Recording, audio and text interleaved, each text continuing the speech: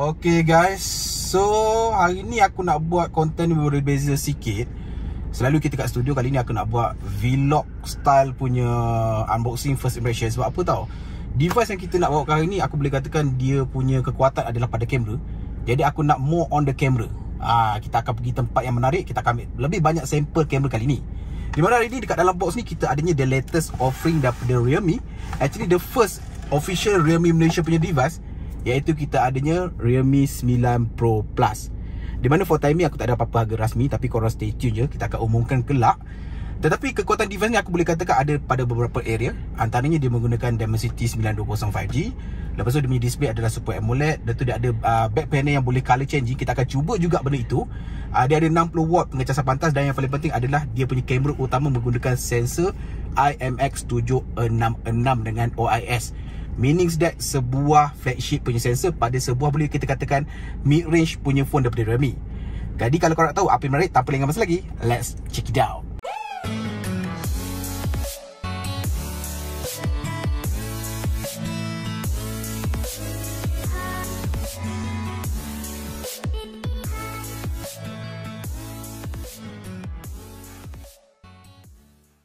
Okay guys, now kita proceed pada unboxing macam biasa. So ini adalah kotak Realme typical warna kuning 5G 9 Pro Plus by Realme. So dekat belakang ni ada dia punya spek ringkas macam aku cakap tadi. Sony IMX766 dengan OIS, 60W super dark charging dengan bateri 4500 mAh, Dimensity 920 dengan 5G dan juga 90Hz super AMOLED punya display 6.43 inci. So varian akun ni adalah berwarnakan sunrise blue. So dia kata dia boleh tukar-tukar color. Kita akan tengok apakah, macam mana dia boleh tukar-tukar color tu. So ini adalah variannya 8GB RAM dengan 128GB storage, masih lagi seal box. So jom kita guna Swiss knife punya unboxing knife ni. Bismillahirrahmanirrahim. Sap. Ganggu tak bunyi dia. Okay. So kita buka. Kotak ni nampak cantik sikit lah kali ni, walaupun tipikal kuning. Ketat. Alright, so dekat dalam, hey, welcome to Realme family. So dekat dalam ni, terbalik-terbalik semua. Dekat dalam ni should be adanya dia punya senjata tools dan lain-lain lah. Okay, senjata tools. Manual kita akan baca. Casing smoke full covered. Kemudian kita ada the phone itself. Kita akan fokus kejap lagi. Kertas ni 60W Realme Super Darts besar, kaki Malaysia. And then dia punya kabel lah, Type A to Type C. Itu sahaja dekat dalam kotak. So ini adalah phone-nya. Kita terus buka plastik Bismillahirrahmanirrahim. Rangup. Okay. Korang boleh komen kat bawah, adakah korang suka unboxing santai macam ni, terus direct to the point. So ini adalah warna sunrise blue dia. Dia ada glittering punya effect lah. Korang boleh nampak tak? Dia ada macam glitter macam tu. Alright. Tak apa, kita akan tengok macam dia tukar color. So ada setup kamera, triple kamera dia. Again IMX766 50MP, 8MP ultra wide angle dan juga 2MP depth sensor dengan OIS. So dia punya design belakang ni macam ni lah, lebih kurang macam tu. So tepi ni korang akan dapat dia punya volume rocker up and down dan dia punya SIM card trader. Jom kita buka dia punya SIM card trader. Dua SIM card saja tanpa apa-apa memory expansion. Alright, just bear in mind. Dekat sebelah sini korang akan dapat dia punya on off button dia, merangkap slip button dia. So dekat bahagian atas ada satu mikrofon. Dekat bahagian bawah korang akan dapat dia punya headphone jack. Yes, masih lagi ada headphone jack, mikrofon, port pengecasan Type C dan juga dia punya speaker grill. Kita akan test adakah dua stereo speaker ataupun tidak. So ini adalah display dia 6.43 inci, Super AMOLED panel, 90Hz. So kita boot up, first time boot up Dan untuk pengetahuan korang, ini adalah peranti pertama untuk Realme masuk Malaysia yang rasmi untuk 2022 ni. Dan ini should be peranti pertama yang masuk Malaysia juga daripada Realme yang hadir dengan Realme UI version 3. Kita akan tengok je lagi lah. Alright, so ini adalah dia punya selfie camera 16MP. Alright, so dulu jom kita buat dia punya setup proses. A few moments later. Okay, sekarang kita dekat Loyal. Kita nak cari SIM card 5G jap. Kita nak test 5G lah kan. Jadi jom. Yes, 5G. Ini pun nama abang. Terima kasih. Jom.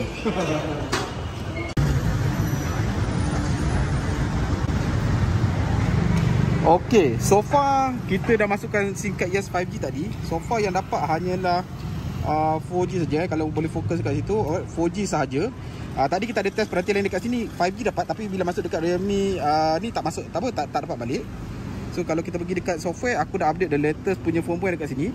latest punya firmware. Dekat sini pun dah ada. Tadi tak ada, mula-mula asalnya tak ada RAM expansion, sekarang ada RAM expansion sampai 5GB. Cuma yang untuk 5G belum lagi muncul lah. Mungkin in the latest punya update nanti dia akan upgrade benda ni. Tapi for timing hanyalah 4G, just to bear in mind lah.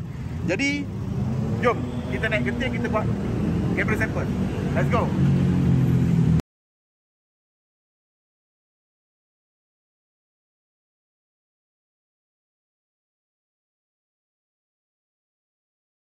Okay guys, kita sedang menaiki Genting Highland. So ini adalah selfie video recording, di mana dia boleh merekod maksimum 1080p saja. So far satu good sign adalah aku perasan dekat belakang ni dia tak overblown tau. Ini adalah normal lah, korang masih lagi boleh nampak. Kalau tidak, usually kamera-kamera lain dia akan putih je kat belakang, korang kena tap to focus baru dia akan jadi macam sekarang ni lah. Tapi so far untuk selfie camera Realme 9 Pro Plus ni nampak a good sign. So how does the audio? Should be okay lah kan. Warna so far nampak macam okay je. Alright, jadi jom kita teruskan perjalanan mendaki. Kita test kamera-kamera yang lain, sampel-sampel yang lain. Let's go. Okay guys, sekarang adalah recording kamera utama belakang, di mana kita mulakan dengan 1080p. Dia boleh pergi sampai 60 fps. So far sekarang kita kat dalam kereta, dan untuk main sensor ni dia ada OIS, should be stabilized enough. Jadi macam sekarang aku boleh katakan warna yang terhasil dekat display dia ni lah, at least dekat display ni, tak masuk komputer lagi, nampak quite cantik lah. Dynamic tuning tu, overexpose, dynamic range dia semua nampak bukan yang terbaik lah, tetapi tak nampak kekurangan sangat. So far so good lah, banyak improvement daripada model terdahulu. Jadi lepas ni kita test 4K pula. Kita nak try tengok 4K macam mana pula. Jadi jom kita tukar. Alright, sekarang adalah 4K. Cumanya untuk 4K ni satu benda korang patut tahu adalah dia boleh merekod sampai 30 fps saja. 60 fps tak ada for time being. So ini adalah rakamannya. So again, bagaimanakah dia punya stabilization compare yang 1080p tadi? Should be, since dia masih lagi ada OIS, should be okay jugalah. Dan again, dia punya colouring memang quite nice lah. Agak punchy pada pandangan mataku, at least dekat display dia ni lah.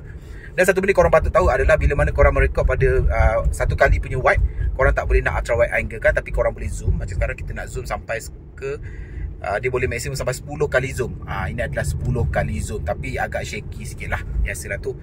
Alright, jadi kita kembali balik kepada 1x. Alright, okay, ini adalah 1x. Alright, jadi lepas ni jom kita try pula dia punya ultra wide angle punya recording, tengok macam mana pula. Jom. Okay, sekarang kita rekod pada ultra wide angle punya lens. Jadi first thing first, bila ultra wide angle punya lens, korang hanya boleh rekod pada 1080p 30 fps saja. 4K tak boleh, 60 fps pun tak boleh. So ini adalah maximum ultra wide angle punya lens tadi. So far dari segi dia punya dynamic range macam nampak okey juga. Cumanya quality wise aku nampak memang kurang lah, nampak agak kurang memberangsangkan. Dan satu benda adalah bila korang tukar atau memulakan dengan ultra wide angle punya lens, korang tak boleh nak tukar focal length ni kepada 1x ataupun zoom ke apalah. Meaning that untuk Realme 9 Pro Plus ni korang tak boleh nak tukar-tukar secara versatile sangatlah dia punya focal length bila korang buat video recording. Okay, jadi jom kita tukar kepada mode lain pula. Jom. Alright, macam biasa, tak sah kita tak test kamera-kamera ni tanpa buat dia punya dual view ataupun dual video mode dia lah, ataupun vlog mode dia. Di mana macam sekarang korang boleh buat kiri dan kanan selfie kamera dan juga kamera belakang. Cumanya sama juga, korang tak boleh nak tukar kepada ultra wide angle untuk kamera belakang, tapi zoom should be boleh. Ya, korang boleh tukar zoom lah, tapi korang tak boleh nak ultra wide angle kan. Dan untuk dia punya mode ni macam sekarang korang nampak dia divide pada kiri dan kanan sama rata. Korang juga boleh tukar kepada macam selfie kamera dia bulat ke, petak ke, yang kecil ke, macam floating windows. Tapi ini bagi aku adalah satu mode yang bagus bagi para vloggers yang jenis macam tak payah nak pusing-pusing kamera kan. Korang boleh tunjuk belakang, korang boleh fokus pada muka korang pada masa yang sama. Jadi dari segi audience punya interaction tu masih lagi ada lah. Jadi kita dah nak menghampiri ke puncak Mount Akina ni. Jadi dekat atas nanti kita ambil sampel-sampel shot lain, gambar-gambar, kita try dapatkan seberapa banyak yang boleh, secantik yang boleh. Jadi korang pastikan tonton sampai habis. Jadi jom.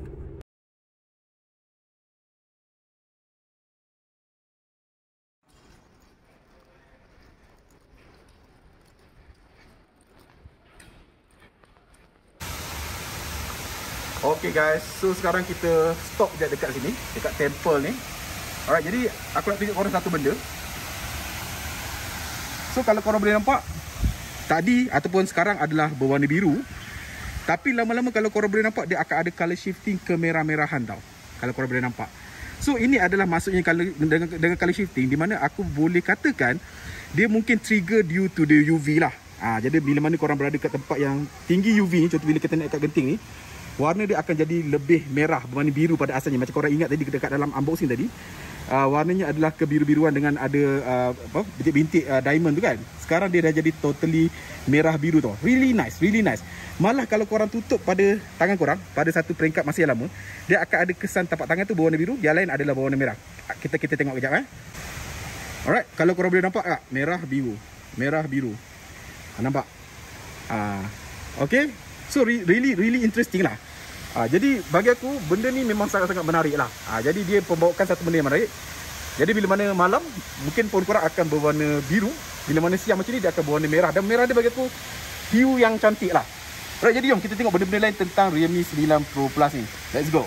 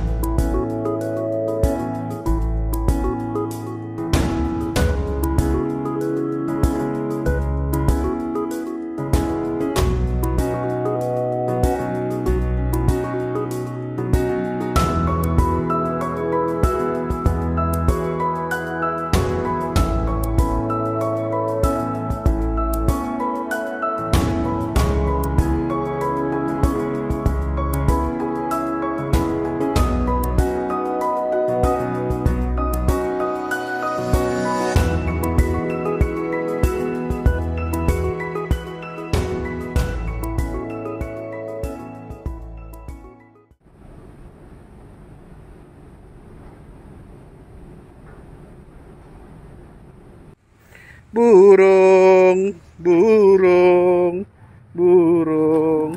Oh, burung tak takut kat sini. Wah, burung ni sungguh berani. Burung genting adalah burung yang berani. Jom kita naik atas.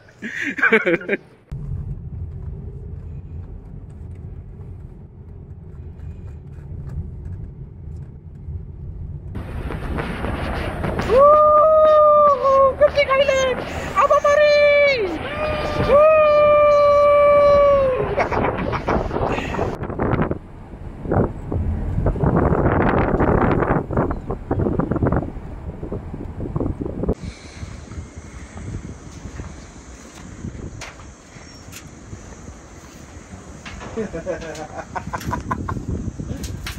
Okay guys, so basically kita dah sampai dekat puncaknya. Actually aku minta Izzat bawa aku kat sana. Dia bawa aku kat sebelah sini lah. Tapi nice jugalah view nampak dekat sana, tapi tak sibuk sangat lah. Jadi kita dah naik atas. Tadi kita dah tengok dia punya color shifting dan kita dah ambil sampel dekat temple tadi. Now jom kita go through benda-benda lain tentang di Realme 9 Pro Plus lah. Jadi macam korang boleh nampak sekarang warna dia biru. Kan tadi nampak warna dia bertukar merah. Sebab apa, sekarang ni dah mendung dah dekat-dekat pukul 7. So UV dah kurang, jadi dia akan tukar merah juga tapi agak perlahan. So basically kita boleh kata dia punya pertukaran based on UV punya lighting lah. Jadi again jom kita tengok benda-benda lain lah. Jadi macam korang boleh nampak, ini adalah dia punya AOD dia, Realme Meow. Okay, something new dekat situ. Jadi dia menggunakan in-display fingerprint. Okay, 1 to go. Pantas. Sebab apa, orientation tangan aku pelik sikit. Face unlock dia 1 to go, pantas. Alright, korang nampak terus unlock lah. Jadi bila kita buka je, kita akan dipaparkan oleh dia punya Realme UI versi 3 berasaskan Android 12. So basically ini adalah peranti pertama Realme Malaysia tahun ini, dan ini adalah peranti pertama yang masuk dengan Realme UI versi 3 rasmi dekat pasar Malaysia. So far tak ada apa nak cerita lah pasal Realme UI. Itu saja yang korang boleh nampak, dia adalah refinement. So dekat dalam ni kalau kita tengok dekat bahagian setting, more or less dia adalah customization dekat sini lah, personalization, everything ada dekat sini, korang boleh tukar. Dan aku notice dia ada new AOD dekat sini, menarik jugalah. Yang kucing ni lah Realme Meow dia. So ada beberapa encik Realme Meow kat sini kalau korang boleh nampak. Yang robot lagi, yang hitam putih kan. Tapi this is the nice one lah. So selain daripada itu, ada banyak lagi benda yang korang boleh customize typical untuk Android 12. Kemudian dekat setting, kalau kita go dekat about device, again aku dah update the latest one. Asalnya kalau kotak tadi dia ada update.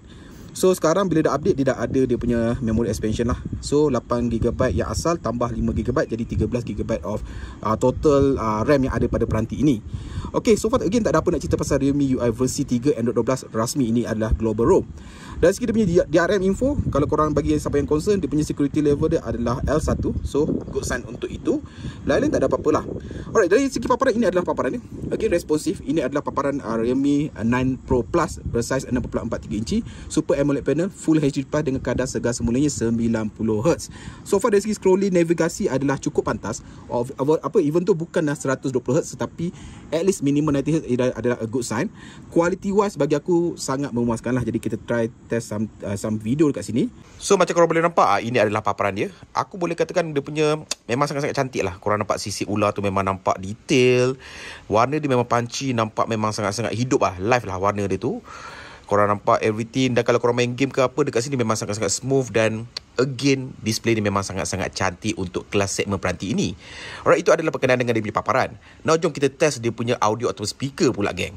Alright, kita do some non-copyright punya music. Kita buat straight away vlog punya style. Okay, vlog punya style macam ni. Terus sambung je, geng. Okay, terus masuk.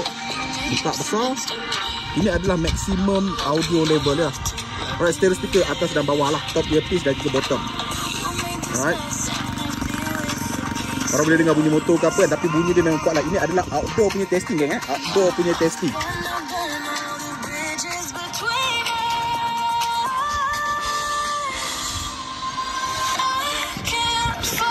Alright. So basically aku boleh katakan dari segi dia punya spek dia tu memang boleh dikatakan mantap. Dia punya display dia okey. Audio wise boleh dikatakan again ini adalah vlog test kita dekat outdoor. Memang sangat-sangat impresif lah. For the segment, ini adalah sebuah peranti Realme yang sangat-sangat menarik untuk diketengahkan. Alright, now kita bercerita pula pasal dia punya performance. Jadi macam korang dengar tadi, MediaTek Dimensity 9205G. So how does it perform? So daripada aku punya unboxing tadi, ini adalah boleh kita panggil sebagai first impression. Aku boleh katakan dari segi dia punya performance dia tu okey, tak ada masalah. Dari segi pukul 12 tengah hari tadi sampai sekarang dekat maghrib, dekat Genting ni, aku main-main telefon, aku install Yandex, main browsing semua, tak ada masalah langsung. Malah dari segi AnTuTu benchmarking, aku berjaya mendapatkan markah sekitar 400,000 lebih macam tu, which is bagi aku quite impressive untuk sebuah mid-ranger. Dari segi gaming, tak ada masalah lah. Untuk Mobile Legends korang boleh dapatkan ultra graphic, high punya refresh rate dengan HD mode. Manakala untuk PUBG Mobile korang boleh mendapatkan HDR Ultra dan juga Smooth Extreme. Manakala dari segi Genshin Impact pun tak ada masalah, guys. Aku dah kata daripada dulu, Dimensity sekarang dah perform. Kalau korang main Genshin Impact memang tak ada masalah. Korang boleh main pada medium dan high punya resolusi pun tak ada masalah. Game smooth. Tapi of course kalau korang main pada paling tinggi tu, dia akan ada few frame drop. Tetapi aku boleh katakan playable dan sangat smooth. Yet still dari segi hitting dia boleh dikatakan agak manageable. So performance wise, for me, untuk Realme 9 Pro Plus ni adalah sangat-sangat menakjubkan, sangat-sangat perform lah. Alright. Jadi jom kita pergi ke sebelah sana. Kita ambil sampel gambar lain. Kita sambung kamera test. Let's go. Mari pergi sana, sudah nak malam. Alright, jom kita naik kereta. Kita pergi dekat sana pula. Tapi kita buat night shot kot kat sana. Kan kalau tak video ni panjang sangat kot. Semua buat siang. Jom. Seksi lah Izzat ni. Bye.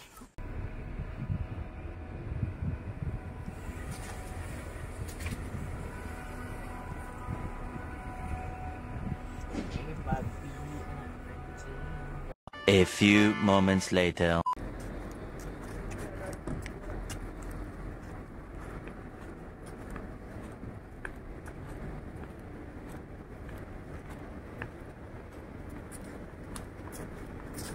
Okay guys, so basically dah malam. Sekarang dah pukul 8. Tepat pukul 8 malam. So boleh dikatakan agak dah gelap lah. Jadi macam inilah dia punya quality video untuk night punya situasi. Di mana aku boleh nampak kalau dekat sini dia punya selfie dia quite grainy lah. Tapi dia punya rear camera dia quite okay bagi aku. Not the best, tapi untuk this segment bagi aku memang sangat-sangat bagus lah. Dia nampak kemas. Jadi jom aku nak ambil beberapa sampel shot gambar dah malam kat Genting. Masih lagi kat Genting. Daripada pagi sampai malam kita buat test ni. Jadi korang stay tune lah, tengok sampai habis. Nanti kita bagi wrap up dan juga conclusion lah. Jadi jom.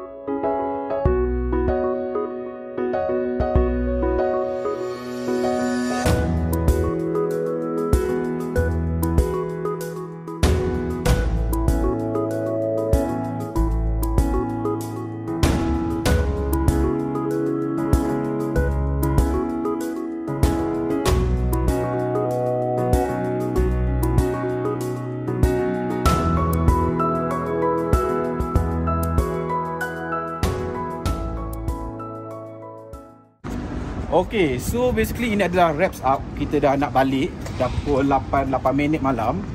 So apa aku boleh katakan, first thing first, for the price kita tak tahu harga lagi, jadi tak boleh nak comment on that. Tapi aku boleh katakan should be harga dia within RM1,500 lah. Kalau dia go beyond that, dia akan struggle sikit untuk compete dalam pasaran flagship pula. Tapi aku boleh katakan for the spec, antara key area lah, antaranya dia punya back panel yang boleh color shifting tu menarik. 90Hz not the best, tetapi boleh dikatakan usable, dan dia punya screen quite nice, quite molek dia. And then dia punya pengecasan patah kita tak dapat nak test lah, sebab apa ini adalah vlog punya style.